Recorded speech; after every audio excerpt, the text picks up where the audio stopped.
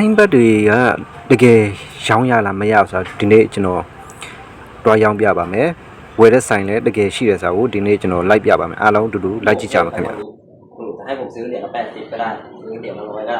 แต่ว่าอันเนี้ยเราก็ซื้อตามสภาพที่ผมขายได้นะผมขายได้เท่าไหร่ผมก็ซื้อเท่านั้นอันนี้คือสมเหรียญผมซื้อมานี่ถ้ามันสวยจริงๆขายได้ถึง300เหมือนกันเมื่อก่อนได้ทุกวันนี้มันขายไม่ถึง200พูดตรงๆก็คือทุกวันนี้สภาพที่มันมากับมันจะมีซองปกติเหรียญพวกนี้มันมีซองด้วยกับเหรียญธรรมดาด้วยถ้ามีซองก็ขายยังไม่ถึง200ทุกวันนี้นะราคามันราคาตลอดก็คืออย่างเงี้ย2เหรียญเนี่ยผมก็ซื้อ100นะครับแต่ว่าพวกเนี้ยขายพอขายได้จะเก็บไว้ก่อนพวกเนี้ยเก็บสะสมยังไม่ต้องทำอะไรตอนนี้เพราะว่าทีนี้เขาเล่นบ่อยมากจริงมันเล่นปีนี้เล่นใช้ได้จริงใช้ได้ถ้าไม่เสียดายที่ใช้เลยเพราะว่ามันเล่นปี5 6 5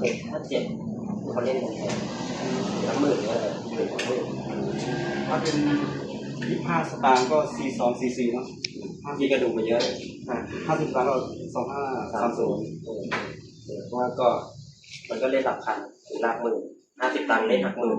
แต่25ตังค์เล่นหลักพันแต่ว่ามันต้องดูสภาพว่าเหมือนกันอย่างเงี้ยก็ดูสภาพถ้าสวยซื้อ 5,000 ไม่สวยซื้อ 2,000 3,000 อยู่แล้วแต่สภาพมันของเงินก็ผมซื้อ100ไปตั้งนี้ก็ได้